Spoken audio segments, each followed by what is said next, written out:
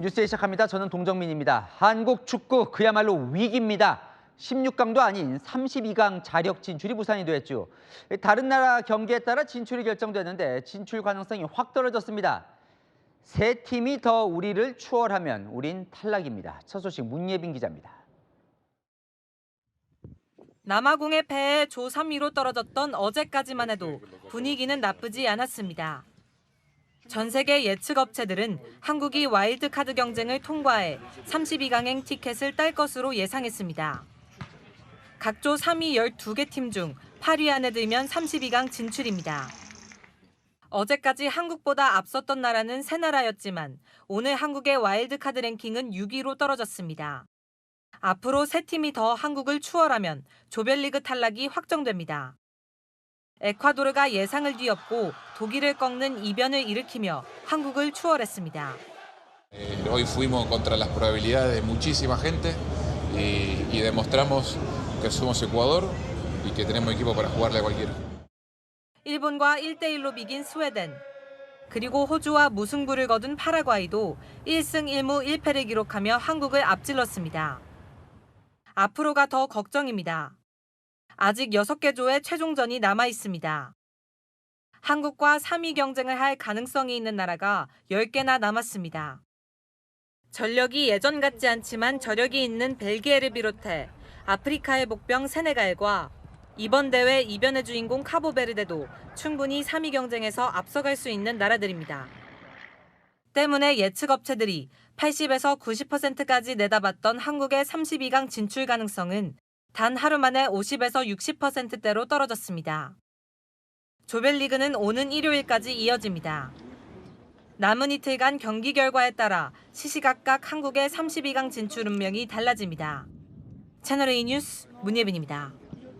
홍명보 감독은 원인을 모르겠다지만 우리 국가대표 출신들 하나같이 이 패배의 원인으로 홍 감독을 지목하고 있습니다. 32강전에 감독을 교체해야 한다는 격앙된 그들의 목소리를 이기상 기자가 전해드립니다. 대한민국과 남아프리카 공화국의 조별리그 3차전을 지켜보던 전직 국가대표 김영광 선수. 1대 0으로 지고 있던 후반 추가 시간 32강전에 감독을 교체해야 한다고 주장합니다. 3위로 올라가게 되면은 진짜는 이거는 손흥민이를 교체할 게 아니고 이거는 진짜로 홍 감독은 교체해야 될 것 같습니다. 3일 남았어? 그럼 3일 동안 우리도 교체를 준비해야 됩니다. 진짜로. 선수들이 잘못된 전술 운용 탓에 제 기량을 발휘하지 못했다며 아쉬움을 토로한 겁니다. 홍명보 감독과 2014년 브라질 월드컵에서 동고동락했던 선수들도 감독 역량에 의문을 제기했습니다.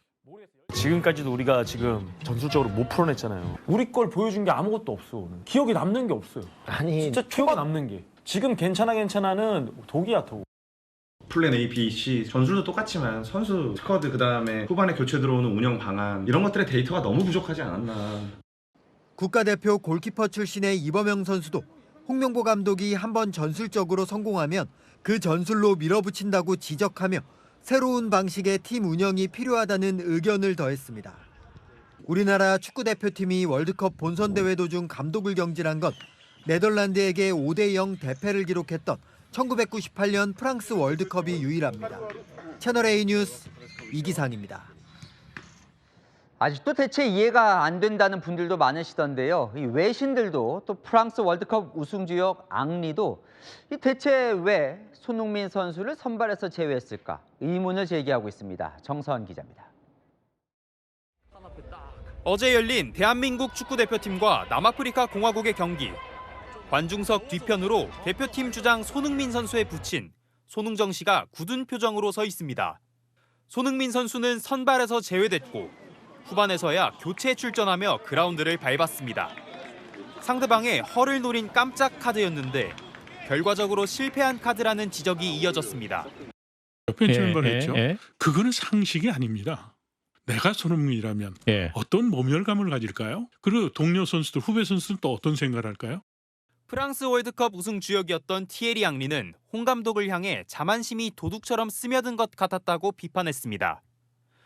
손흥민을 벤치에 앉힘으로써 팀을 이끌어줄 유일한 인물을 없앴다면서 리더를 선발 기용하지 않은 것은 심리적인 균열로 이어졌다고 분석했습니다. ESPN도 주장 손흥민을 선발 명단에서 제외한 것보다 더 큰 도박은 없었을 것이라고 보도했습니다. 채널A 뉴스 정소환입니다. 어제 후반 핵심 수비수 김민재 선수가 교체돼 나오면서 뭔가 항의를 하는 듯한 모습을 보였는데요. 논란이 커지자 김 선수가 직접 당시 상황을 설명했습니다. 장진우 기자입니다. 어제 남아프리카 공화국과의 조별리그 3차전. 홍명보 감독은 후반 20분 핵심 수비수 김민재를 교체했습니다. 홍 감독은 경기 직후 인터뷰를 통해 김민재에게 종아리 부상이 있었다고 밝혔습니다. 하지만 김민재는 종아리 상태를 묻는 취재진 질문에 괜찮다고 답했습니다.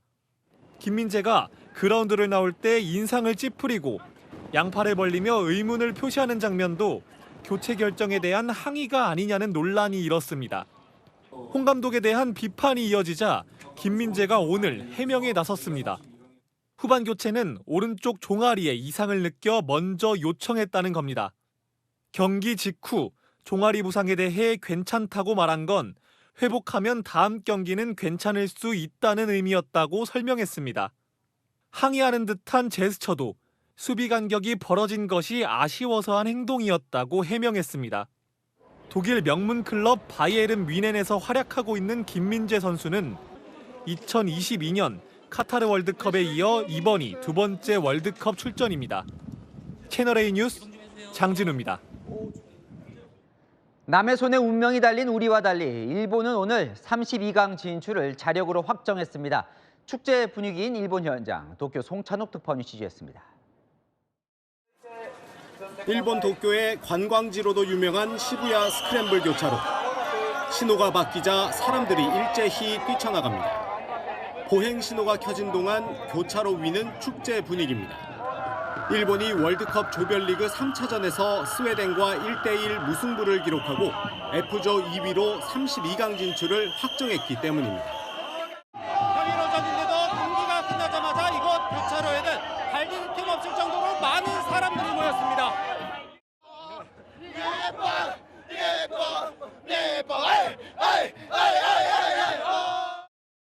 경기는 아침 8시 이른 시간에 시작했지만 열기는 뜨거웠습니다. 야외에서 휴대전화로, 식당에서 TV로, 행사장에서 대형 스크린으로 월드컵을 보던 축구팬들은 선취골이 터지자 일제히 환호성을 질렀습니다. 일본은 32강에서 월드컵 5회 우승의 브라질과 맞붙습니다.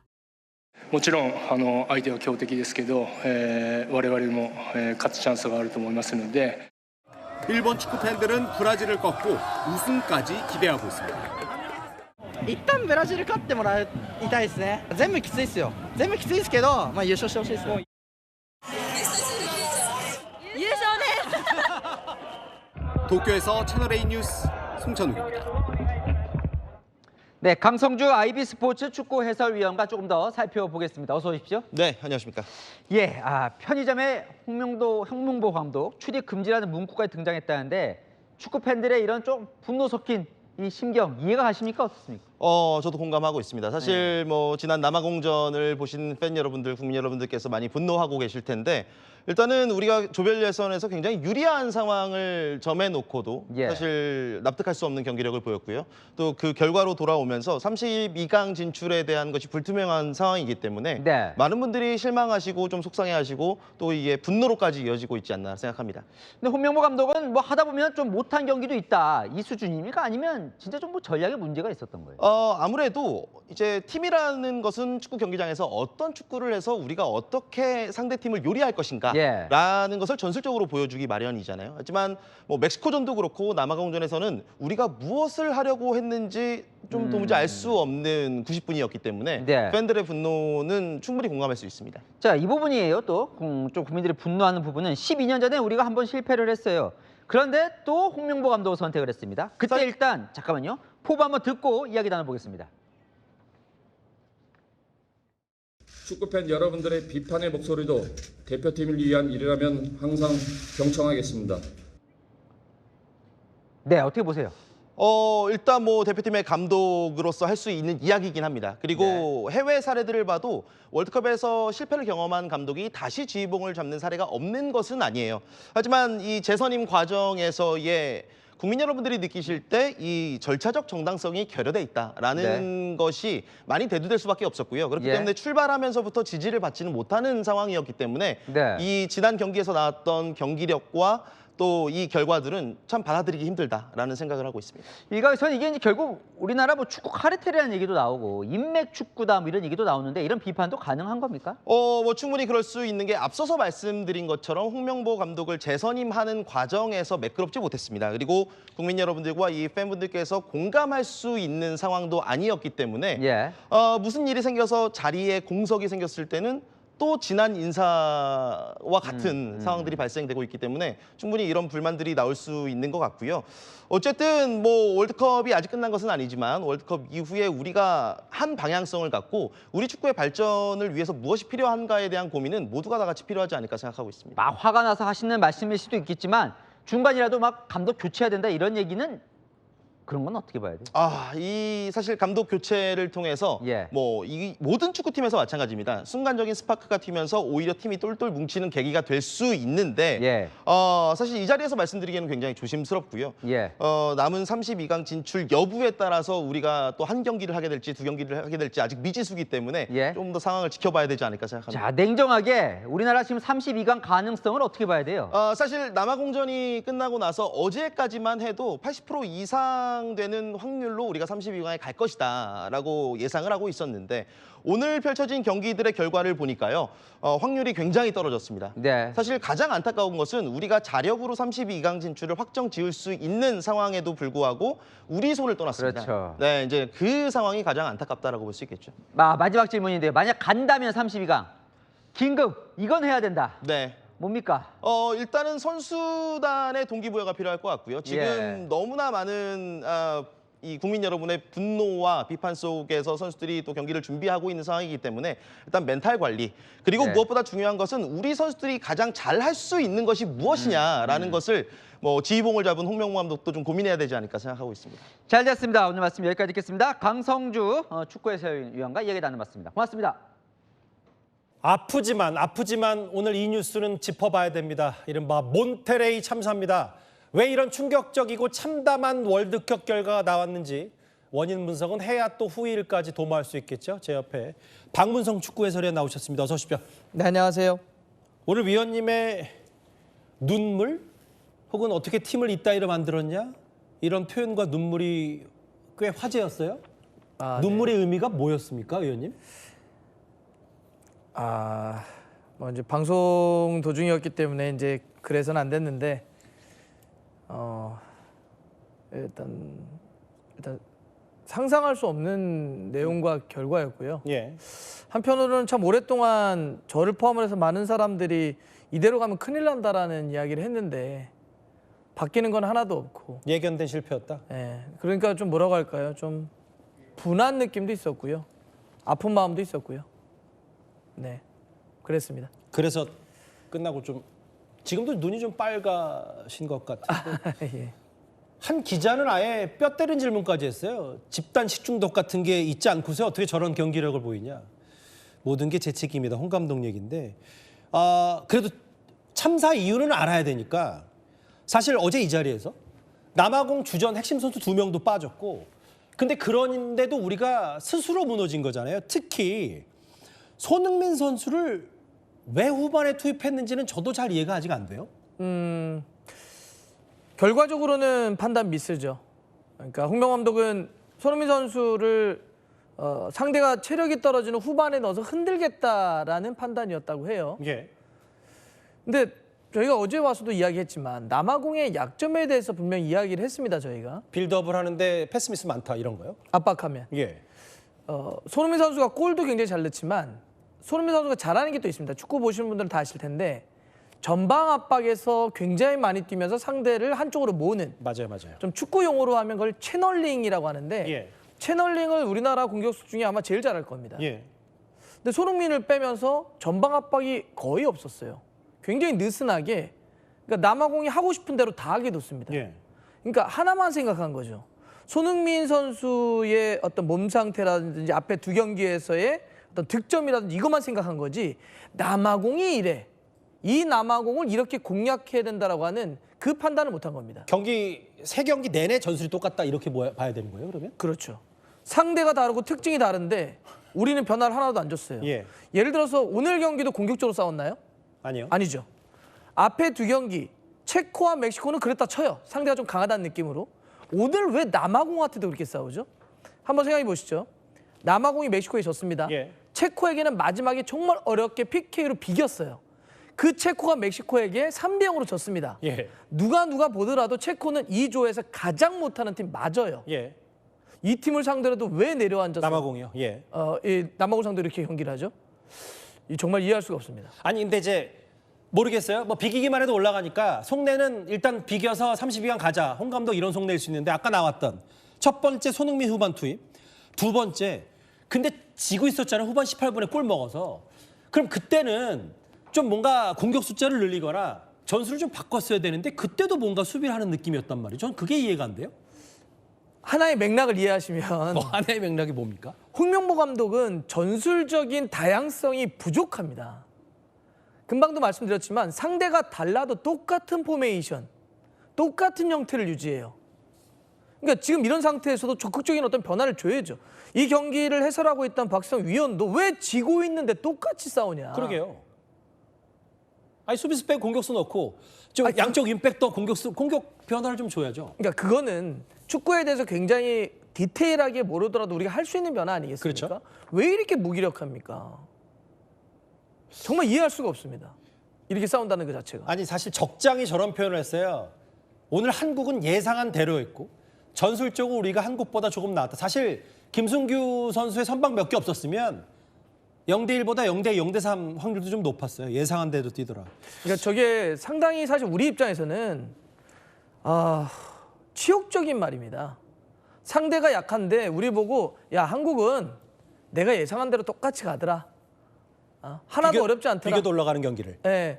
그러니까 무슨 얘기냐면 제가 아까 남아공을 우리는 거의 분석하지 못한 채 똑같이 싸웠다 그랬잖아요. 그렇죠. 남아공 감독이 어떻게 한 줄 아십니까 오늘?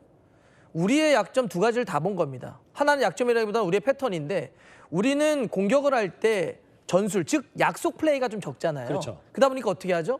개인에 의존하죠. 이강인만 막으면 되는 거죠. 그렇죠. 이강인의 기점 플레이로 우린 공격을 다 해왔던 거예요. 그러니 어떻게 하냐면 딱 경기가 시작됐는데 남아공이 이강인 선수에게 맨마킹으로 붙여버리더라고요.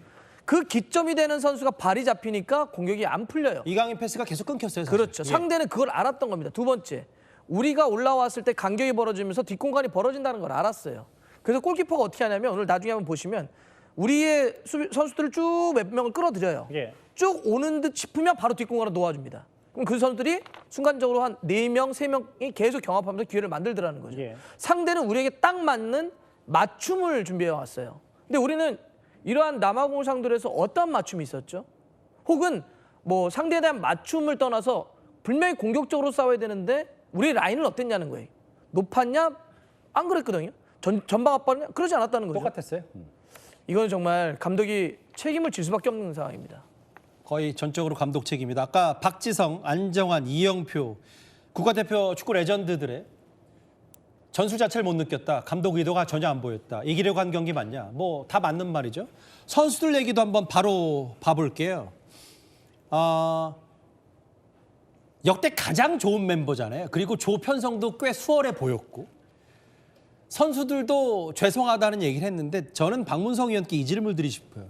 근데 오늘 선수들이 전술도 전술인데 뭔가 몸이 무거워 보였어요. 전반적으로. 뭐 더워서 그럴 수도 있긴 한데 제가 굳이 지난 아시안컵 얘기까지 꺼내지 않더라도 뭔가 팀이 홍명보 감독 중심으로 구심점이 제대로 안 되거나 혹은 불화설이 있는 거나 팀 분위기가 안 좋은 이런 얘기가 솔직히 있는 거예요, 팩트로? 제가 구체적으로 들은 건 없습니다. 근데 한번 보시죠. 만약에 지금 내분이 있다, 갈등이 있다라고 하면 그것도 결국 그 갈등을 조절하는 건 감독의 역할입니다. 그러려고 감독에게 매니저라는 표현을 쓰는 거죠. 있다고 하더라도 그거를 채워야 되는 게 감독이고 또 우리가 지금 그런 불안화 혹은 움직임이 부족했다, 움직임이 약했다라고 한다면 사실 왜 약했는지 봐야 돼요. 우리 자꾸 현상만 보면 안 됩니다. 왜 선수들이 안 뛰지? 혹시 이게 뭐 마음에 안 들어서 그런가? 왜 선수들이 안 뛰지? 지쳐서 그런가? 더워서 그런가? 전술을 봐야죠. 근데 이거는 똑같습니다, 조건이. 왜 안 뛰었지라고 하면 안 됩니다. 우리 선수들은 안 뛴 게 아니라 못 뛴 겁니다. 그게 무슨 얘기냐면 많이 뛴다는 건 뭐냐면 선수들이 어떻게 뛴다, 어디로 뛴다가 정해져 있으면 뛰는 거예요. 그런데 누가 볼을 잡았을 때 제일 많이 나오는 장면이 뭐죠, 이번 대회? 볼을 잡은 선수들이 계속 손을 흔듭니다. 도대체 볼을 어디로 주라는 거야? 왜 안 움직여? 이 얘기를 실제로 육성으로도 하죠. 볼을 잡았을 때 선수들이 어떻게 어디로 뛰어야 된다는 약속이 없어요. 즉 전술이 없는 겁니다. 그러니 못 뛰죠. 짧게 하나만 더요, 의원님. 32강에 설사 운 좋게 간다고 하더라도 아주 일부에서는 홍명보 감독이 스스로 물러나서 일단 분위기를 좀 바꾼 상태에서 누가 수석 코치가 대행을 하든 이런 정도로 해야 32강부터는 분위기 쇄신된다라는 얘기인데 이거에 대해 동의하세요? 제가 그 홍명보 감독의 뭐 스스로 해임이라든지 아니면 축구협회 어떤 경질에 대해서는 제 입장을 얘기하기는 좀 그런 것 같고요. 만약에 한다면 그거는 그야말로 전적으로 감독과 협회가 결정을 해야 되겠죠. 제가 지금 이야기할 수 있는 건 월드컵이 이렇게 끝나서는 안 된다는 겁니다. 우리의 최고의 어떤 멤버들을 가지고 최악의 경기를 했습니다. 그렇죠. 이대로 끝나게 되면 한국 축구가 꽤 오랫동안 이 아픔 속에서 힘들어할 겁니다. 그럼에도 32강 예상을 위해서 한번 박문성이 한번 꼭 더 모셨으면 좋겠습니다. 알겠습니다. 몬테레 참사 원인 분석 같이 해봤습니다. 말씀 고맙습니다. 감사합니다.